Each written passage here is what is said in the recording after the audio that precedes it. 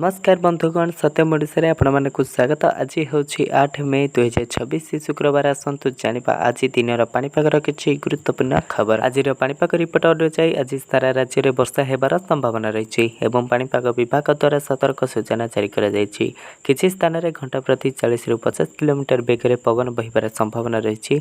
आसंता काली 16टी जिले में कालबैशाखी अलर्ट जारी कर आसंता 12 तारिख पर्यंत राज्य में कालबैशाखी लगी रहिबो। आज कालबैशाखी कमिब एवं किछि स्थान में बिजुली घड़घड़ी सहित झड़ वर्षा होबार संभावना रही। आसंता 5 दिन पर्यंत झड़ वज्रपात एवं पवन होबार संभावना रही। एथिपाई राज्य में केतक जिला को चेतावनी जारी कर आगामी 24 घंटा मध्य राज्य में समस्त 30टी जिला को येलो वार्निंग जारी कर आसुची लघुचाप एही दिन ठारू छेचिब वर्षा। आसंता 10 तारिख बेला को बंगोपसागर सृष्टि हेब लघुचाप एने यूरोपियन मॉडल आकलन करिछि। सेहिभଳି श्रीलंका और तमिलनाडु उपकूल में लघुचाप क्षेत्र सृष्टि हेबाकु नै विभिन्न मॉडल पक्षरु संकेत मिलुथुवा बेले लघुचापर तीव्रता एवं गतिपथ स्पष्ट करा जाय नाही। तेबे वर्तमान केंद्रीय भारतर एक ट्रफ लाइन रही जहाँ प्रभाव में राज्य में कालबैशाखी वर्षा लगी रही। 11 तारिख में ट्रफ लाइन दुर्बल हेबा परे लघुचाप क्षेत्र स्पष्ट हेबो बोली सूचना दी जायछि। अपरपक्षे राज्य में वर्तमान कौन पाणीपाग नियामक सक्रिय नहीं बोली आंचलिक पाणीपाग विज्ञान केन्द्र पक्षरु निर्देशिका डॉक्टर मनोरमा महांती कहते। वर्तमान ओडिशार तापमात्रा ह्रास पाइबा सहित कालबैशाखी प्रभाव जारी रही।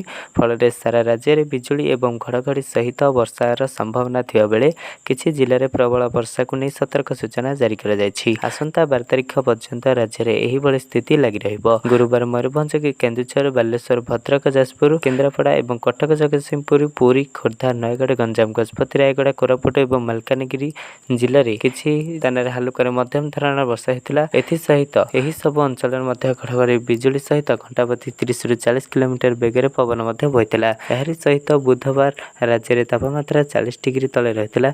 मालकानगिरी जिले में सर्वाधिक 39.6 डिग्री एवं छुंदिया बेले फुलवाणी में 38.5, चांदबाली 36.2, भुवनेश्वर और मनुगुड़ी में 36.1 डिग्री, नुआपड़ा खोर्धा और तालचेर में 36 डिग्री, नयगढ़ में 35.8 डिग्री, जगतसिंहपुर और पारालाखेमुंडी में 35.6 डिग्री, भद्रक में 35.5 डिग्री, झारसुगुड़ा और जगतसिंहपुर जिले में 35.2 डिग्री तापमात्रा रेकर्ड कर खबर ये जदि भिडियोटी भल लगे भिडियोटी को लाइक दिंतु। चैनल को नए ही चैनल को सब्सक्राइब कर दिंतु। एपरिका गुरुत्वपूर्ण खबर पाइबा ब्यूरो रिपोर्ट सत्यम ओडिशा।